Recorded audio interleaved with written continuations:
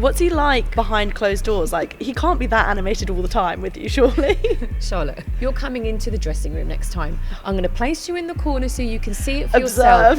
It's Charlotte Daly of MailSport Boxing. I'm joined by the one and only Mel, probably the busiest woman in boxing, or the busiest person in boxing in general.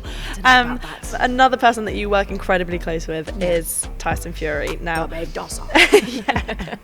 We've seen from the trips that I've been on and like working around him and stuff, you can see how much he trusts you and like respects you. And I feel like Tyson's one of those people that when he trusts someone, he really opens up and you kind of see a different side to him. How did you win that trust initially? It would take a long time.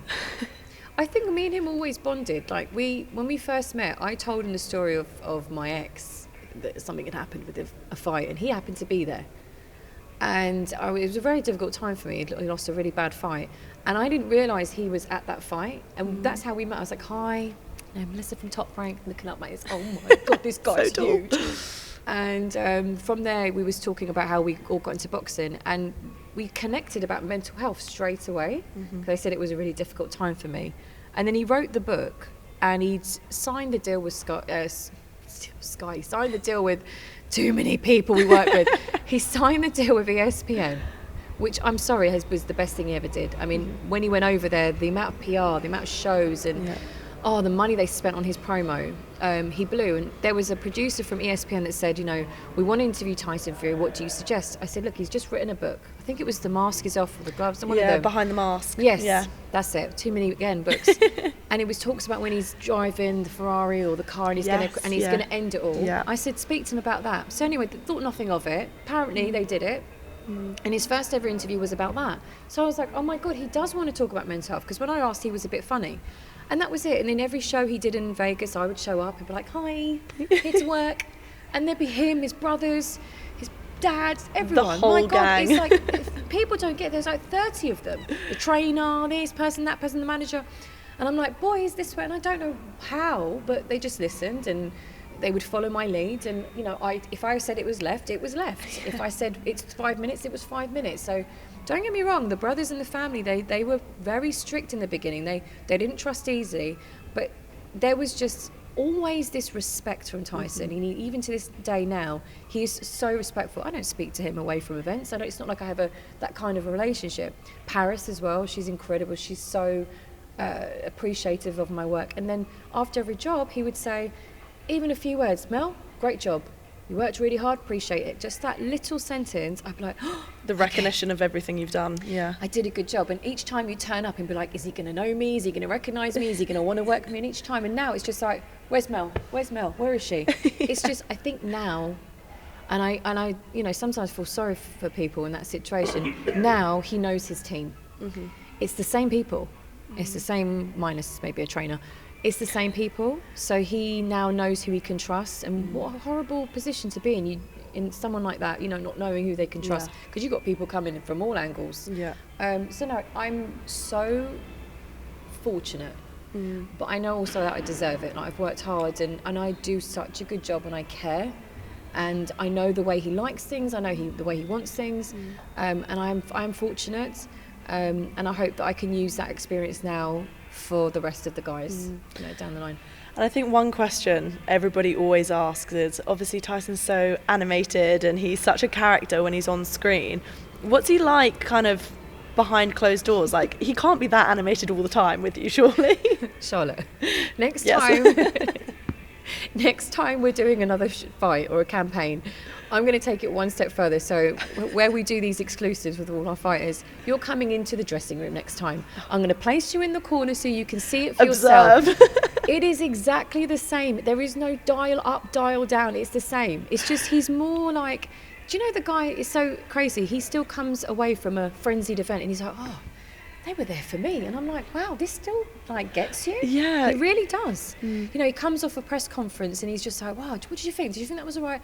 He's not as arrogant as you think he may come across sometimes when he's not like that. He's genuinely a great person. He's incredibly smart. He knows exactly what to say, when to say it. So yeah, he's exactly who he is. And honestly, people seem to think it's like Top Rank or Queensberry, you know, the promoters for Tyson and myself, Matt, and all these other people that represent him, that you think that we all did this or ESPN did this. No, Tyson Fury is where he is because of Tyson Fury. He's very intelligent, he's very smart, and he knows exactly what he's doing.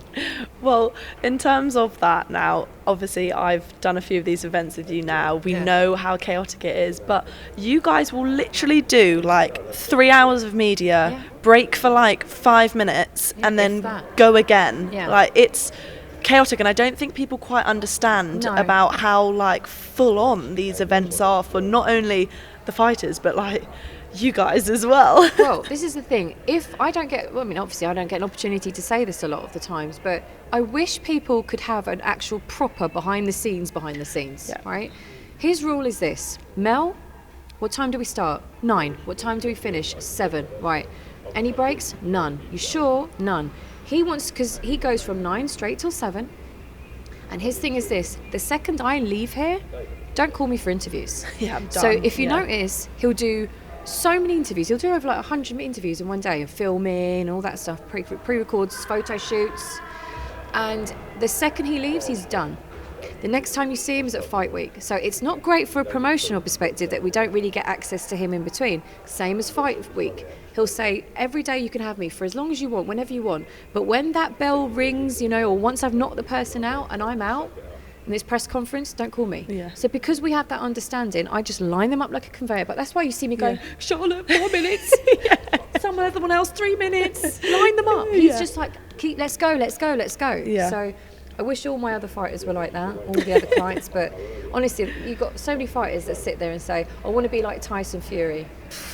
And what was it like when you kind of first broke into the industry, being a woman, kind of taking on such a big role within, like, you obviously side by side with all of these mega famous stars, and typically there hasn't been that many females kind of forging careers like this within boxing. Did you ever get like a bit of stigma or feel like the odd one out sort of thing? All the time. You know, when I used to walk into a room, you'd be ignored because you're just a woman, and it'd be like, no, I'm actually the publicist, I'm actually, you know, the PR, or I'm here representing Top Rank. Do you know what? I'd say up until even now. Even up until now, when I go into a new environment that let's say, I can't just presume everyone knows me. You still get it now. Especially working now other territories. You're like, hi, I'm Melissa from Top Rank. I'm the, you know, PR. But to be fair, Tyson, I'd say, is probably the one. Tyson and Michaela Mayer, both of them, they both publicly spoke up for me. You know, they said, this is my publicist, or this is my PR. You know, speak to her. And Tyson, I remember a couple of times, he literally went off at a camera guy or somebody that was trying to push me out the way, and he was like, oh, hey, she's with me. Don't, you know, she's the best PR in the world. He's in a room full of people, and I'm like, oh my God, I'm gonna die. Like, so you should. No, that's amazing. No, I know, but I believe it or not, don't like the attention on me, and because even stupid things like, oh, you were in the shot.